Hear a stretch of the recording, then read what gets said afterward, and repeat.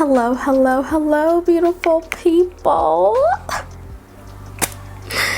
It has been like 100,000 years since I have filmed and posted a YouTube video. I actually have another video that I have not posted that I filmed. That's probably gonna go up after this video, but I just haven't edited it yet. And I'm probably not gonna edit it till after this video. For those who don't know me, my name is Seun Bagbo. I am a second year medical student at an MD granting school, and I love to talk about my journey navigating through medicine as a Black Nigerian woman. And if this is your first time on my channel, you are most definitely welcome. If you're a returning subscriber, thank you so much for sticking with your girl, Seun. If you are not subscribed to my channel, please hit the subscribe button and then hit the notification bell so you know every single time the girls upload another video, okay? It's been a while. I know. I have not posted. Second year got your girl in a chokehold. Like, second year is stepping on my neck, okay? And the last video I posted was in the summer. I think it was in July. And that last video, honestly, I was speaking from a place of a lot of hurt. I was upset, I was angry, I was bitter. I had a lot going on. And I think now I'm feeling a lot more positive. I'm feeling good. So I just feel like I feel in a better place. So yeah. And right now I am just focused on myself. I'm focused on being a better person, and I honestly cannot allow other people to control my emotions or make me feel any kind of way. And you just can't give people that power. Around this time last year, I was able to post a lot more videos and stuff, but I really just am not able to do that anymore. With second year, you just don't have as much time. Like, literally, you have no time. And I remember all of first year, like, the second years at the time used to say, oh, enjoy first year, this is the most amount of free time you're ever gonna have. And I would just be like, what are you talking about? I feel like I'm always spending my time studying, da da da da da da.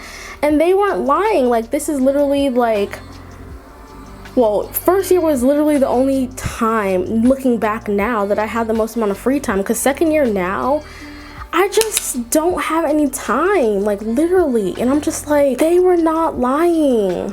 So I literally just never have time to even like make these videos. And the only reason why I'm even able to make this video is because I am doing my makeup, because I'm going to the WizKid concert with my sister and one of my friends from med school. So, and you know, I was gonna go see WizKid without the eyebrows and the makeup. So that's literally the only reason why I'm able to make this video, because I'm like, killed two birds with one stone. We are almost done with our neuro block, and I've enjoyed the neuroscience portion. It's actually pretty cool for the most part, or interesting, but the block as a whole has just been a hot mess. But I'm just gonna digress because it's been a hot mess. And I think what's been so crazy or so interesting is, like, this is my first time being in medical school in person, because last year was an unprecedented year.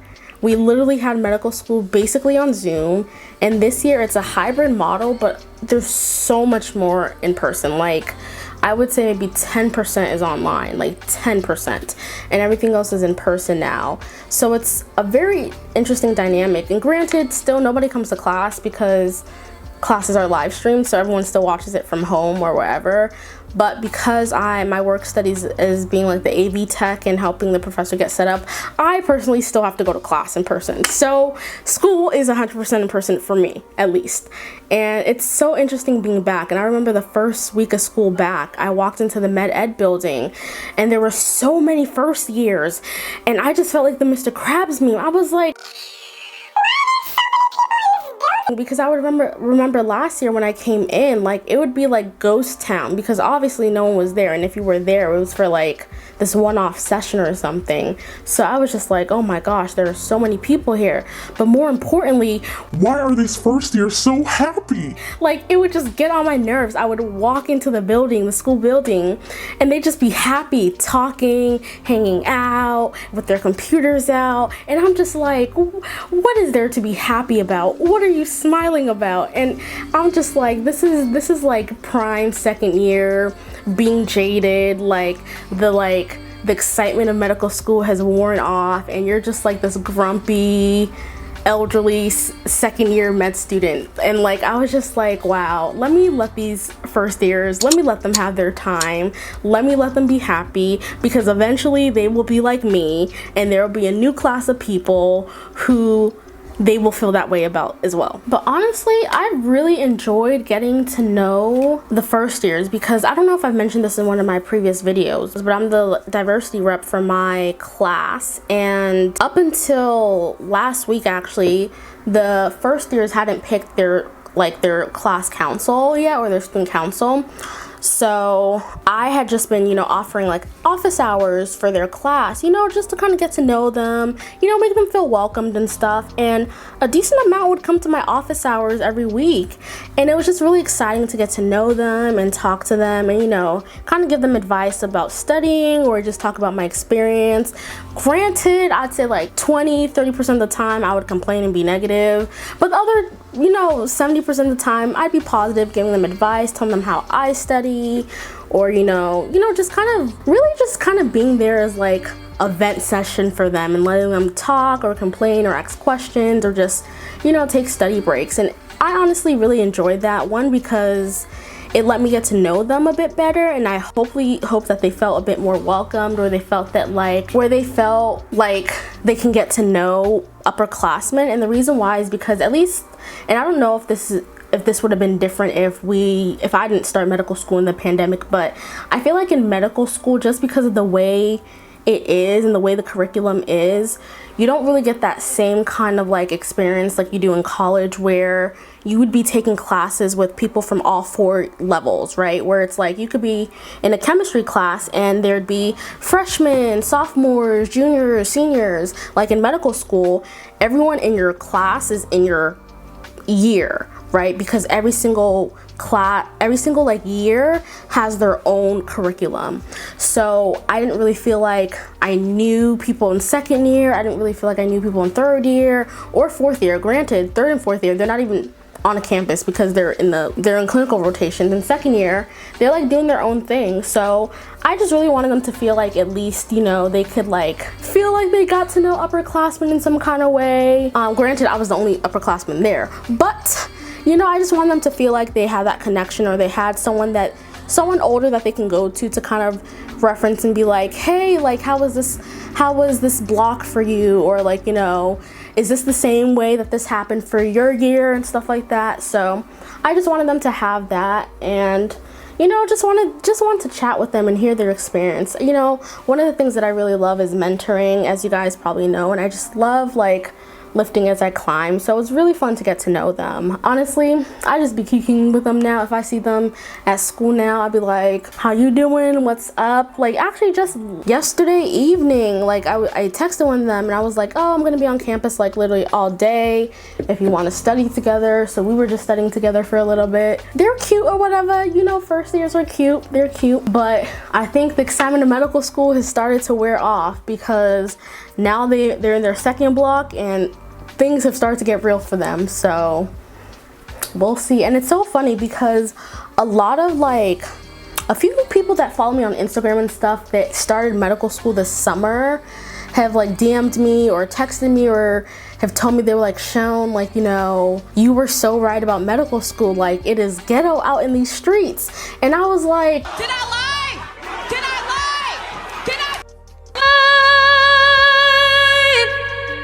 Everybody thought I was crazy. Everybody thought I was super negative. Everybody thought I was just like complaining when I was saying that medical school was not what I thought it was. Like, you walk into medical school like all happy-go-lucky. You're so excited because you finally made it, beat the odds, low GPA, the however many gap years, whatever the case may be. You finally made it. You're so excited. But then when you actually start, you're just like, oh,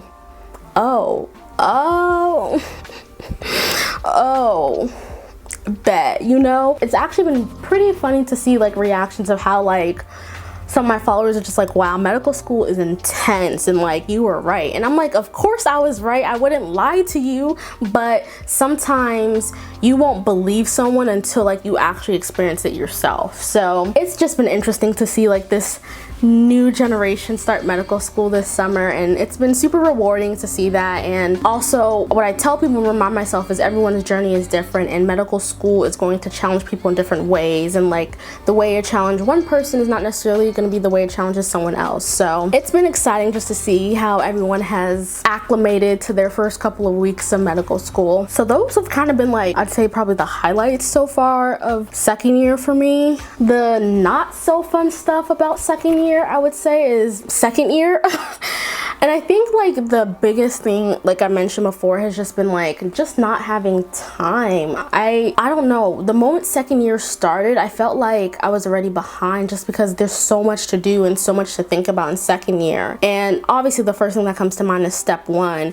Yes, it is pass fail. Yes, it's like one less like stress in a way. However, I still have to take it, and I still have to pass, and I still have to study for it. We had a class meeting a couple weeks ago where it's like, yeah, we want you guys to start thinking about step. You know, these are different kind of times people start to study, and you don't really want to wait until the dedicated time we give you, because then you're really going to be stressed. So really, you probably want to start thinking about when you're going to study now. And it's been stressful because I'm like, I have to find time in the middle of the curriculum I have to start studying. And when I look at my schedule and the things I do, I'm like, I already don't have time with the stuff y'all give me now to study the stuff y'all give me right now. So where am I going to find time to study for STEP, which is outside of this curriculum? And that has just kind of been in the back of my head percolating of how I'm gonna plan that. Initially, I was gonna start this week, but I was like, let me let neuro finish. And I had met with the academic director during the summer because I just wanted to kind of get a head start and start thinking about, okay, how do I want to study? And I'm one of those people that me and standardized tests, we're not friends. We've never been friends. We never were friends. We never will be friends. But unfortunately, we're colleagues. And this is someone I'm going to have to work with for the rest of my life because unfortunately in the field of medicine, standardized testing never goes away. So I'm like, okay, I have to find a way to deal with this thing called standardized testing. So if I can get ahead of it, maybe I feel more comfortable about it. And one of the things he suggested is starting to do like board questions along with the blocks that I have for this semester. And I finally made the step of purchasing UWorld this week, and RIP to my credit card because it was half a grand for a question bank.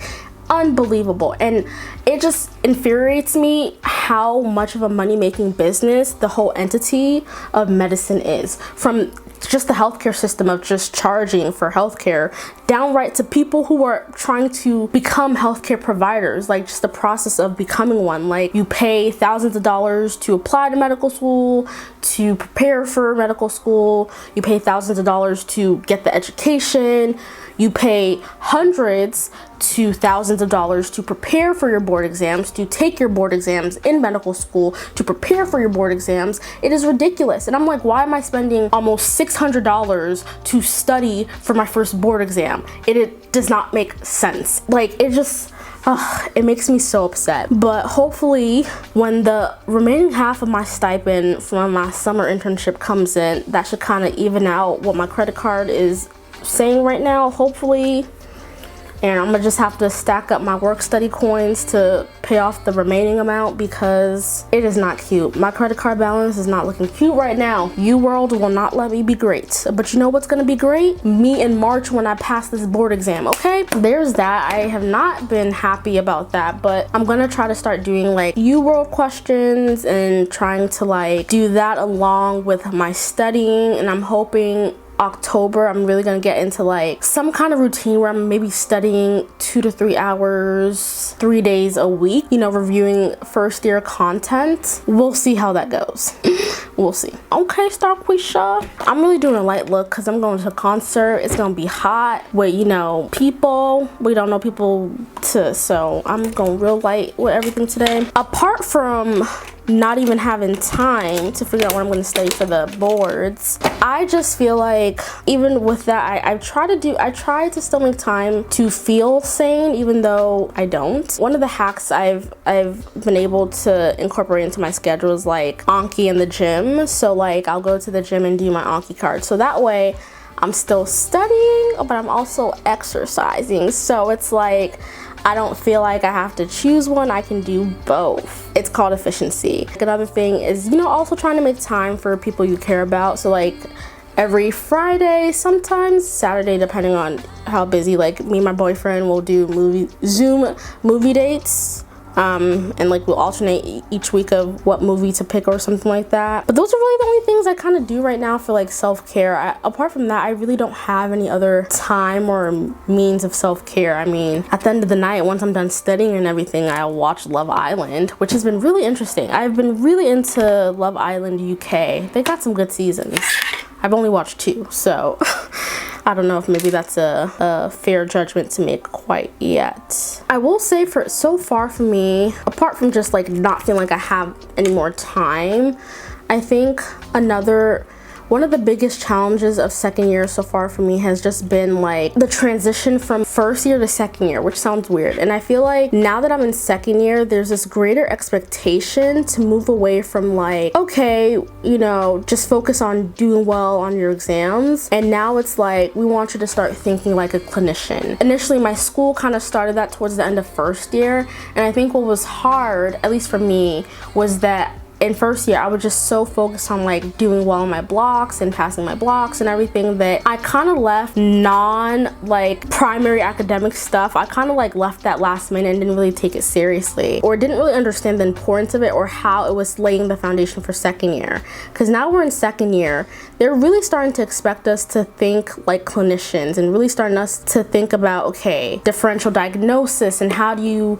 reason clinically. We also in second year, and I don't know what other medical schools do or how other medical schools, you know, handle their curriculum, but once you start second year at my school, they've rearranged our curriculum where 1 day a week you don't have classes, you were in the clinic, and you're basically in the clinic to practice your clinical skills. So that means you're seeing patients, you're taking vitals, you're doing physical exams, you're writing SOAP notes, you're basically like practicing your clinical skills, so that way when you start third and fourth year, you're you're up to speed. It's not like you're just now learning that stuff. Obviously the attendings I volunteer to have these students work with them are obviously people who want to be teachers and love to teach, and I've enjoyed it so far. Like we've had, I think, 2 or 3 sessions. I think it's been 2. I think it's been 2 sessions, 2 or 3 sessions.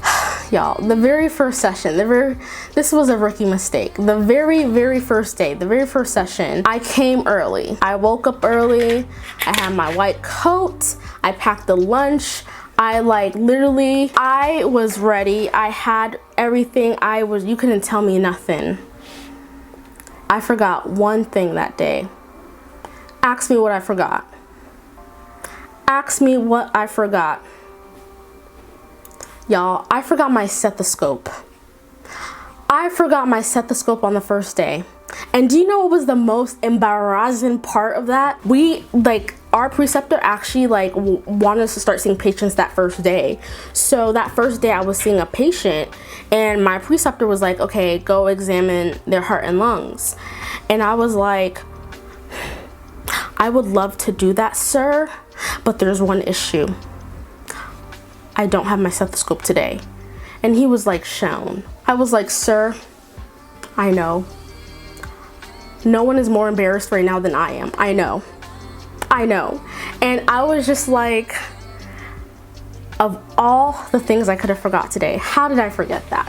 But that's not even the point I'm trying to make. That's not the point I'm trying to make. But you know, I love telling y'all stories. I say that to say because one of the things that my school does is we also take this like side course that helps us start thinking about clinical reasoning.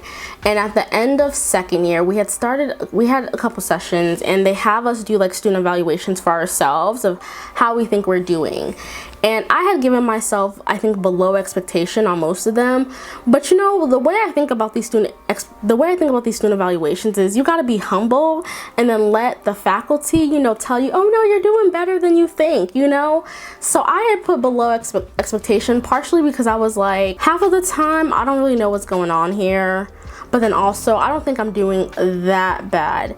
And when he gave me my feedback, I got my feedback back this year, and when I saw it, I like literally broke down. And I don't know if it was like I woke up on the wrong side of the bed, it was that I was also stressed with school and all this other stuff, and just like so much there was just like so much happening.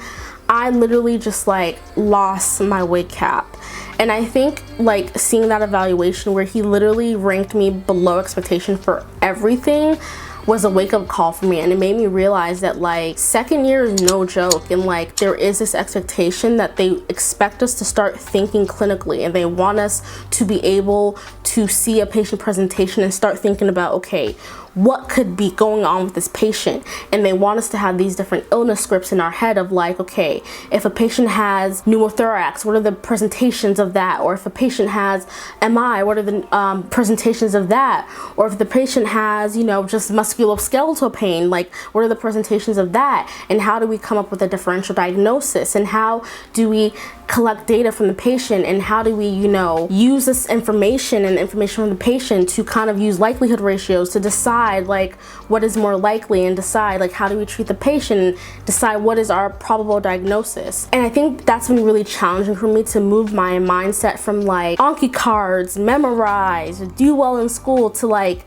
take that information I'm learning in my blocks and apply it to real people, and apply it to like, okay, when a patient comes into my office, how do I take this information to think about what is going on with them? And I think I really needed that evaluation because I kind of knew it in my heart, but like getting evaluated, that like solidified it for me. And obviously like that evaluation I don't think has any like real bearing. Is more like a pulse check yourself, and it was like, this is the place to like get it together before, you know, third year. And you know, I feel like when you get feedback, it's really a matter of what do you do with that feedback and how do you respond to that feedback, right? And you can look at the feedback and be like, you know what, bump this, they don't know what they're talking about, I don't care, I think I'm doing fine, it is what it is. Or you can be like, what's going on, how can I fix it? You know, that particular day I had just, you know, I was beside myself, and I was just so stressed with so many different things, and I had a lot going on that I literally went to my dean's office, and I just sat in his office and I was just crying, boo hoo hoo, and I was just venting to him for like I don't know how long. And he was the one who suggested it to me. He was just like, you know, this is good, because what this means is you know what you need to work on, and what's even better is you can reach out and ask, okay, you got this evaluation, what are they expecting of you? Ask examples of why or how you didn't meet this, so you can know exactly what they were looking at and what they want you to do for next time, you know, so you're more aware. And I ended up doing that. So I emailed, you know, to say like, hey, I'd love to meet with you, and you know, I really do want to work on these skills, and I'd love to be better, and you know, what's most important to me is I do want to be an amazing clinician and contributing member of the team come third year. And I said I'd love to meet with you to get feedback and understand better what are the goals of the course, as well as like have a better understanding of what are the expectations and how I should be, you know, thinking about the goals of this course and clinical reasoning. And I had the meeting with him this past week, and like just talking with him, and the first thing he told me was that like honestly, like just me evaluating myself as below expectation before he even evaluated me was like better than most students, because he was like, most students like give themselves really good evaluations, and he just looks at it like no. So he was like, the fact that I was even able to like recognize that was already like a huge thing, you know. And he asked me, he was like, okay, well, what do you notice about yourself? And I kind of told him things that I was like, you know, I don't really know this, or like when I'm in class and we have a patient case, and then, you know, we're asked, okay, what question do we want to ask the patient? Like after the first question, I don't really know what next to ask the patient. And he literally talked about, okay, like this is the kind of stuff we want you to think about. We went through an example, and by the end of that meeting, I had a completely different perspective and understanding of the point of the course, which was crazy because like I didn't have that awareness or understanding beforehand. And after that meeting with him, it completely changed how I looked at not only that course, but what they want and expect for us for second year. And it made me realize and change my perspective of like, second year is a year where they really want me to start thinking about clinic. They want me to start thinking about clinical diagnosis. They want me to start thinking about what I'm learning in class and start clinically thinking about the information we're learning in medicine, which is so hard. And I still struggle with it. And I think the important thing that I'm recognizing is that like, this is not a skill that they expect me to know like tomorrow, where it's like, all right, I like know everything about everything, but I think it's something you work on in practice. And I'm giving y'all a lot of clinical stuff right now, and this is probably like super like, girl, what are you talking about? But that has honestly been the hardest thing for me right now, because I'm realizing and recognizing that being in this mindset of like study, memorize, do well on this exam for the block so I can pass the block is not the point of medical school. I mean, it solves the immediate goal of passing the block, but like the point is I learned this information to build these illness scripts, and then the experience of being in clinic, meeting patients, going through this stuff is what helps me integrate all this information so that when I see patients and they present with something, I start to pull pieces together. And it's hard, man. It's so hard. It's been challenging, but I'm gonna practice at it. I think when we come across something that is hard for us or that we don't get the first time, it kind of feels defeating, and it's just like you kind of just want to give up and you kind of just feel discouraged. But what I'm telling myself is like, this is a skill that like I am going to continue to work on for like the next 4 years, like literally, and like I will continue to get better and better at it every single year I'm in medicine, because even when I graduate medical school, I'm still going to be working on it in residence. I'm working through it, y'all. I'm working through it. Speaking of clinical experiences, for that like 1 day of clinic that we have per week, we also have a couple like assignments we have to do related to it, like some reflection assignments. And I was working on my reflection assignments, and it was like select a patient that made you think, and then reflect on the kind of doctor you wanted to be. And initially I was like, oh, this is gonna be easy reflection, you just hear it out because I kind of already know the doctor I want to be or whatever. And as I started writing, I really started thinking about it, and I paused and reflected, because lately, honestly, my boyfriend be putting me on to a lot of stuff, but he has put me on to a couple different like do I say like documentaries or whatever? I don't know how you categorize them, but they have been like documentaries or movies that reflect on certain Bible passages. One was like a series about the story of Noah. The one we most recently watched was about the book of Revelations. And I think it has just put me in a space of reflection just about my existence, life, my relationship with God, and just a lot of stuff. We just have a lot of conversations about like, who is God? Who are we to God? What is God? What is God to us? What does the end of the world look like, and stuff like that. And as I was writing this reflection, I had to take a step back and ask myself, and what initially made me reflect was, one of the things I thought about is, am I putting medical school before God? And the reason why I asked this is because I feel like so much of my life and so much of my time is consumed by medical school. Like I'm always studying, like life is medical school, like literally, like I don't do anything other than medical school. Does this mean I am making medical school my idol? Does this mean I am like putting medical school before God, and I was kind of thinking about that. So as I was writing this reflection, I was like, how is me being in medicine glorifying God? Because my understanding of the way I'm supposed to live my life as a Christian is that my light is supposed to shine, and people are supposed to see the glory of God through my life and through the way I live and through what I do. And I was asking myself, and how am I going to glorify God through medicine? Like, is this what I'm supposed to be doing? I had to stop the reflection for a minute, and I just like started thinking, and I was like, in deciding the kind of doctor I want to be, is this what God is calling me to do, or did I call myself, right? That's the first question. To be honest, I'm not gonna lie, it's not like I ever sat down and prayed and said, God, show me a sign, this is what I'm supposed to do. It was like I felt like a conviction in my heart, which is how I felt like this is where God wanted me to be, because I just felt like even at times I was down, or even when things weren't going well, or even when things just didn't seem to align, or things didn't seem like it was meant to be, or even when I was just like, I don't know how this is gonna work, God literally just always made a way. So for me, I just naturally was like, this is ordained for God. But more importantly, I think it just led me down this thing of like, how am I going to build my relationship with God, and how am I going to be a better Christian just in general? And it forced me to just reflect on a lot of my behaviors, a lot of the things I do, a lot of the ways I think. I don't think I'm a bad person, but obviously I need to be better. And I know that if Christ were to come today, I'm not ready. Let me tell you that. I am not ready. And I think I've lately been in a place of like, I really want to get to know God more, get to know the Word of God more. When I walk into a patient's room, when I am treating a patient, if I am in the I almost gave away the specialty I think I wanted to go into. I literally just almost like accidentally said something. But whatever space I am in, when I am with a patient or in the field of medicine, I want people to look at me and know God is working. I want people to look at me and feel a supernatural presence.